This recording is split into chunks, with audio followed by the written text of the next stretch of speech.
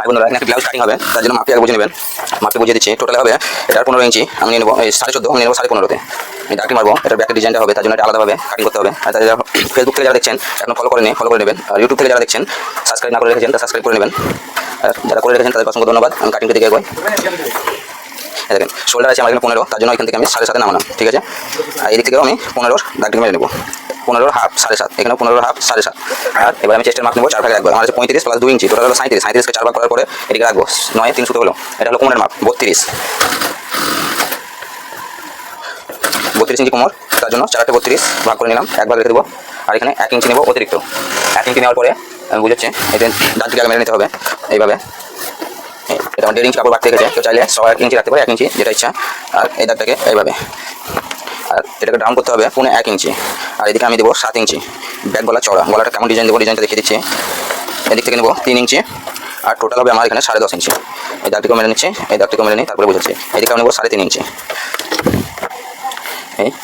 এই জায়গা থেকে এই জিনিসটা উঠবে, আর এই জায়গা থেকে রাউন্ড দিয়ে এইভাবে শেপ দেবো। এটিকে আপনি যেমন শেপ করবেন, এই পান করলে এদিকে ঘুরিয়ে দেবেন, ওপরের দিকে যদি লাভ টাইপের উল্টো পান করেন এইভাবে ঘুরিয়ে দিলে উল্টো হয়ে গেল। এটা আমার হয়ে গেল। এখানে 35, এটাকেও ব্যাক ক্রস কীভাবে খাওয়াতে হয় সেটাও দেখাচ্ছি, যদি মিলে যায় তাহলে ঠিক আছে। 35-এ 4 ভাগ করে, আর এখানে 15 ইঞ্চি মিলে যাচ্ছে, অসুবিধা নেই। আর এটাকে রাউন্ড করে দেবো। এই রাউন্ড করার জন্য এখানে আমার 1 ইঞ্চি দরকার পড়লো, 1 ইঞ্চি। আর এখানে আমি যে শোল্ডারের মাপ নিয়েছিলাম ওটা রেখেছি। আর এখানে বটম হবে এখানে, আর এখানে আমাকে সামান্য একটু বাড়িয়ে নিতে হবে, যেটা বটম হবে এই যেটা দাবা যাবে এই 15 ইঞ্চি। আর এখানে সেলাই মার্জিন। এবার এদিকে কাটবো, এদিকে কাটবো না, এটি পেস্টিংয়ে কাটবো। কাটিংয়ে দেখুন